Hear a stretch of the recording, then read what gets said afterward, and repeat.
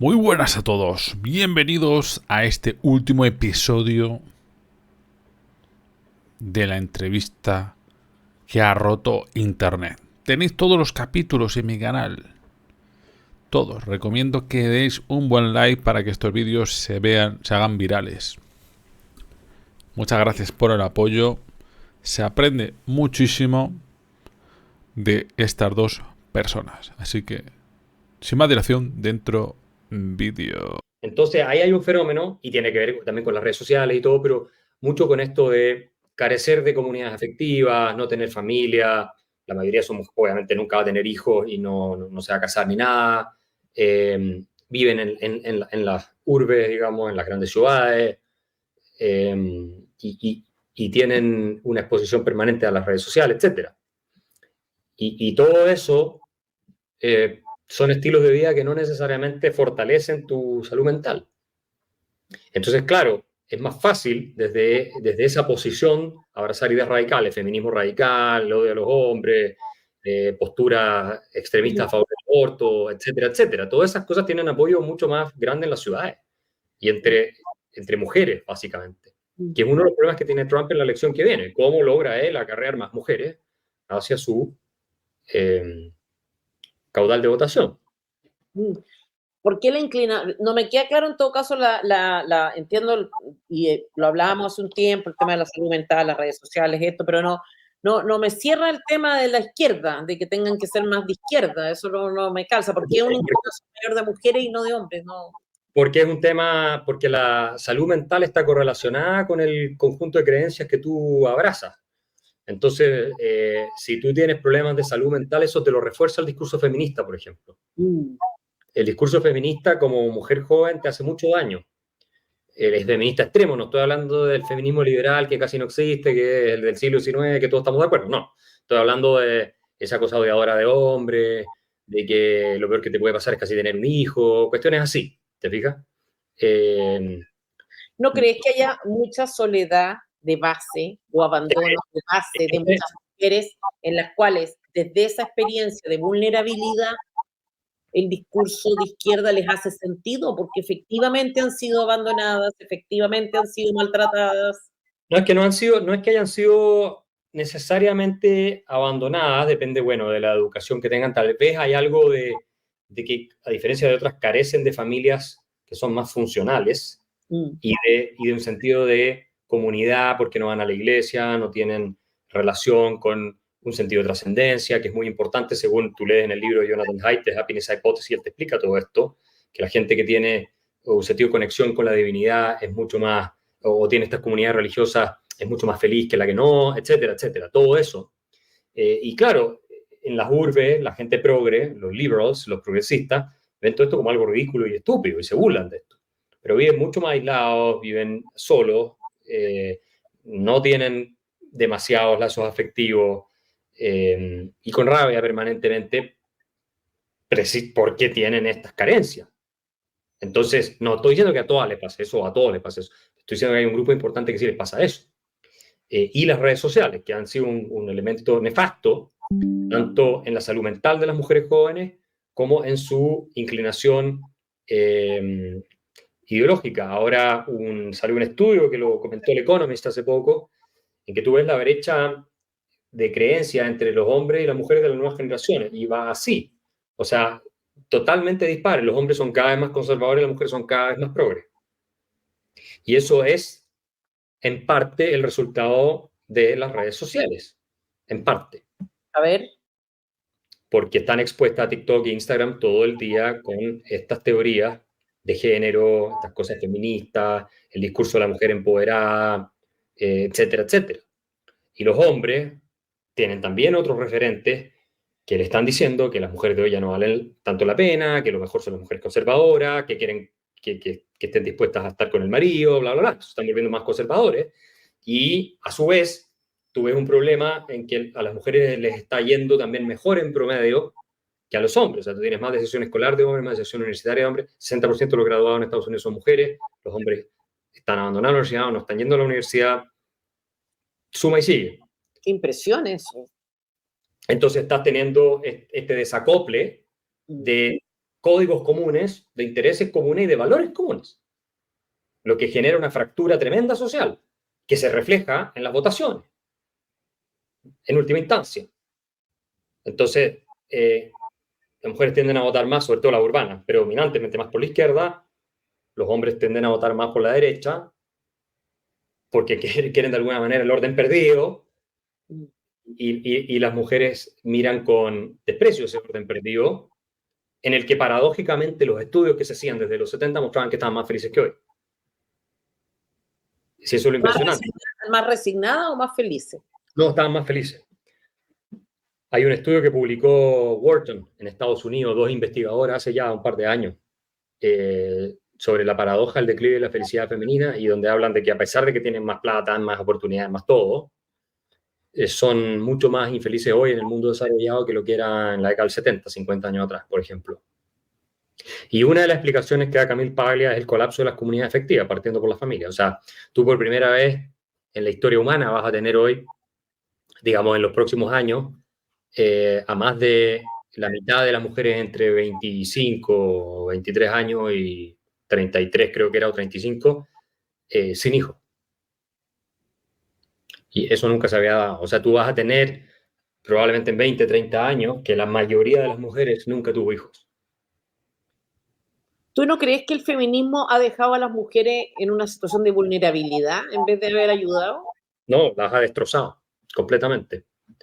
Porque el feminismo que viene de marxistas como Simone de Beauvoir, que es la matriarca, digamos, de todas las feministas modernas, y que era una mujer que detestaba ser mujer, esa es la verdad.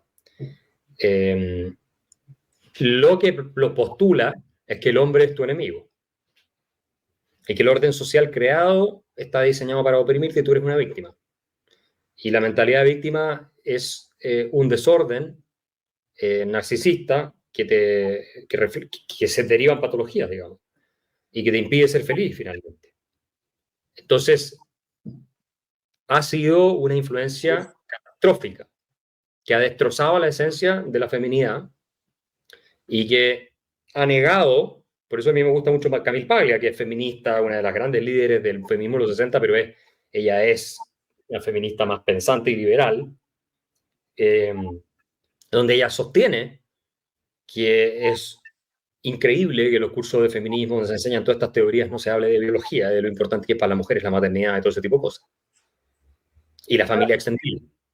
Hablábamos hace poco en alguna entrevista con Agustín Laje, que de alguna manera el feminismo, en su versión contemporánea, invita a la mujer o entiende el empoderamiento femenino como el desarrollo y despliegue de las peores costumbres de los hombres.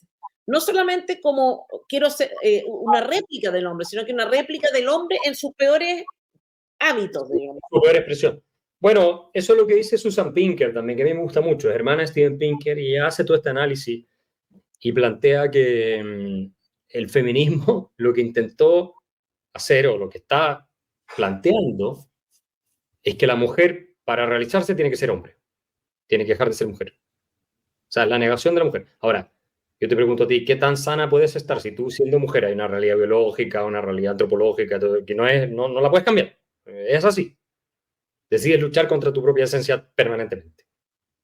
Obviamente terminas quemándote. Es autodestructivo. Obvio, es autodestructivo. Es una cosa impuneadora permanente. O sea, yo lo veo, dedícate, por ejemplo, en insultos triviales en redes sociales, pero tú dedícate a tener hijos mejor. Así es como un insulto. Tú ándate a tu casa a cocinarle a tus niños, como una cosa así, pero ya como lo que botó la ola, lo último, ¿ah? Claro, como si llegar sola todas las tardes y tener a lo más un perrito al cual tratar como hijo y cambiarle los pañales al perro y sacarlo a pasear, porque eso es lo que está empezando a ver ahora. Cada vez una especie de transformación. Te perdí. Ahí sí. Oye, pero lo mismo vale para los hombres, ¿eh? También. ¿Qué? ¿Me oyes? ¿Me oyes ahí o no? Sí, perfecto. Lo mismo vale para los hombres. También se han feminizado en el mal sentido de la palabra. Por ejemplo, Sí. Se metió una canción. eso. Sí, Siri se mete de repente, yo estoy hablando y se activa Siri y mete cualquier cosa. Es un desastre. Pero no hablemos de ella porque si no la vamos a llamar. Sí, Tenemos una feminización también de los hombres. Por ejemplo, tenemos un entrevistado que tenía que caminar pasos y estaba ahí de pie tratando de responder una entrevista de pie para alcanzar su ideal griego de belleza. masculinización de los hombres, porque la verdad que pues, se me está acabando la batería, tengo que conectarlo. La verdad que mantenerse físicamente en forma... ¿Te gustó ese dibujo, Axel, de atrás o cuadro, no sé lo que sea? Es un cuadro de Marx donde él dice que fue solo una idea. Está buena. Así que está agotando la batería. Está como... Ahora, la conspiración, la idea de una izquierda más conspirativa, también la encontré interesante, y algo que no hemos comentado, que tú dices en el libro, el estudio confirma que cuanto más, si es que conoces un rico, tienes una visión menos negativa que si no conoces a nadie, porque es como obvio, tú puedes demonizar eso que solamente imaginas en tu cabeza, ¿no es cierto? Claro, el rico en abstracto es un monstruo, pero cuando lo conoces personalmente tu opinión cambia, te das cuenta que es un ser humano igual que tú, que te puedes reír con él, que puedes conectar con historias comunes, que también tiene un hijo que está enfermo, que entonces se genera esa proximidad. Por eso es importante que también los ricos no se desconecten demasiado de la realidad de quienes los rodean o quienes están en su empresa y así sucesivamente. Hay poca conciencia de esto, ¿eh? Es más, al revés, hay una cosa como de replegarse y desaparecer, que es muy contraproducente. ¿Tú crees que, porque efectivamente en Chile es un país, Santiago especialmente, una ciudad muy segregada, ¿no? O sea, que te divides por estratos y hay gente que tú nunca vas a ver en tu vida, etc. Y esto tiene efectos sociales. Sí, eso yo te diría que una sociedad es una ciudad segmentada. A mí no me gusta el concepto de segregación porque implica una intencionalidad y una especie de coacción, que no es el caso, No. porque es segmentado de acuerdo al poder económico, al adquisitivo de la gente, como es en todas partes del mundo, por lo demás. Sí, no, una cosa, eso es evidente, pero una cosa es eso y otra cosa es nunca encontrarse. No, pero lo que no es, yo no sé si es tan así. Lo que pasa es que en Chile no tienes espacios públicos donde no te estén asaltando y donde puedas convivir con el resto. Entonces, ¿qué? La gente que puede aislarse se aísla y apenas el que tiene un poco de plata al tiro se cambia de barrio. Esto no es un tema de los ricos, esto es un tema de la clase media apenas puede, o el que está viviendo en un barrio complicado apenas puede se va a otro menos complicado. Obvio. Es la naturaleza humana. Obvio. Que vengan acá los payasos de los barrios altos a dárselas, ¿no? Los que vienen en Ñuñoa y de otros lados, de que ellos están preocupados y entonces vamos a hacer 3 casitas de gente de pocos recursos acá en el barrio al lado para sentirnos mejor con nosotros mismos y decir lo buenos que somos, cuando no le resuelve el problema al 99.9999 periódico por ciento de la gente, es realmente para la risa. Pero, y lo que necesitan es seguridad para empezar a hablar. Seguridad, pues llegando la seguridad, llegan las empresas, llega el empleo, llega todo. Obvio, obvio. Alguna vez le oí a un alcalde decir que la gran aspiración de la gente de su comuna era alcalde de una comuna pobre. Y que la gran aspiración de la gente de su comuna era que llegara un McDonald's. Y que obviamente no se instalaba ni un McDonald's, porque era tales los niveles de inseguridad, ¿no es cierto?, y de pobreza, en fin, que no convenía. Y entonces, qué triste en el fondo. Probablemente el McDonald's, si no tuviera los niveles de inseguridad, ganaría plata en ese lugar. Sí. El tema es que, claro, si te van a estar asaltando todo el rato, van a estar matando a tus delivery, van a estar... ¿Qué vas a hacer? Obvio. Y ese que te queda en la playa. De los miserables que han estado encargados de la seguridad pública, es decir, de los políticos, porque no es de culpa de Carabineros ni de la Fuerza Armada, a ellos no los dejan actuar. Entonces, toda esta gente que vive en los barrios altos y no tiene que sufrir las consecuencias de la criminalidad que ellos mismos le han abierto las puertas con sus legislaciones. Oye, Axel, una cosa que dices tú es que hay diferencia, no, o sea, dice el estudio más que tú, hay diferencias en la apreciación de los ricos según la actividad. Y que esto en todo el mundo, ¿no es cierto? Que Sí, los empresarios son distintos a los gerentes y que los banqueros son lo peor en la percepción ciudadana. ¿Tú sí. crees que eso tiene alguna justificación? Que Eso, razonablemente hay una visión más crítica. eso es algo muy antiguo, no es algo nuevo. Yo creo que tiene que ver con el hecho de que la actividad bancaria es demasiado abstracta y compleja como para ser entendida por parte de la gran mayoría. Cuando tú tienes una empresa que fabrica autos, tú dices, ya, fabrica autos. De Tesla fabrica autos, tú entiendes a qué se dedica, por qué le va bien. Pero un banco, ¿qué hace el banco? La plata, tienes todo un sistema de reserva fraccional, trabaja con el Banco Central, instrumentos financieros, derivados, cosas que son inentendibles para el 99.9% de la población. Y entonces está la sensación de que hay mucho abuso, trampa y que no producen nada real. Y tampoco se han esforzado por cambiar esa opinión en los bancos, ¿no? Y en parte también hay abuso y hay todo eso. Yo tengo en el libro La miseria del intervencionismo todo un análisis del sistema de reserva fraccional y todas esas cosas, que, bueno, se puede debatir, pero me parece que podrían corregirse.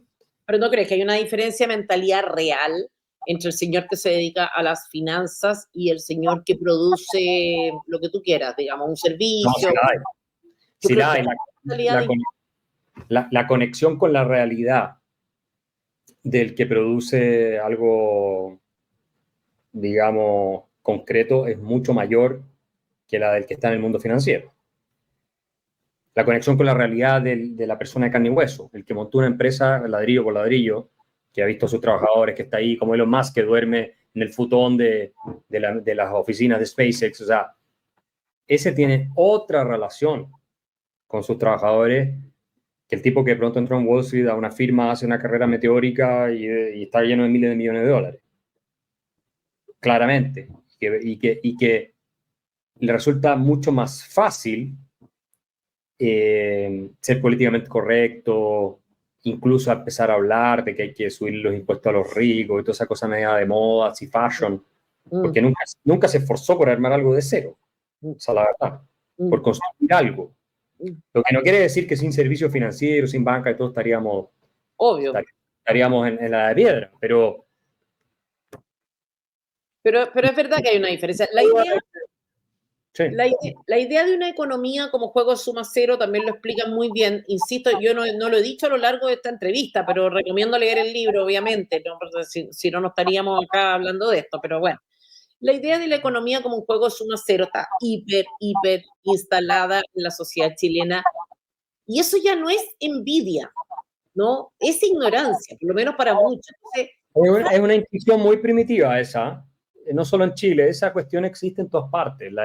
¿Por qué? Porque de nuevo el dinero complejiza las cosas. Tú, si yo te cambio un kilo de tomates por un kilo de pescado, tú lo entiendes. En la economía de trueque se entiende quién gana qué cosa.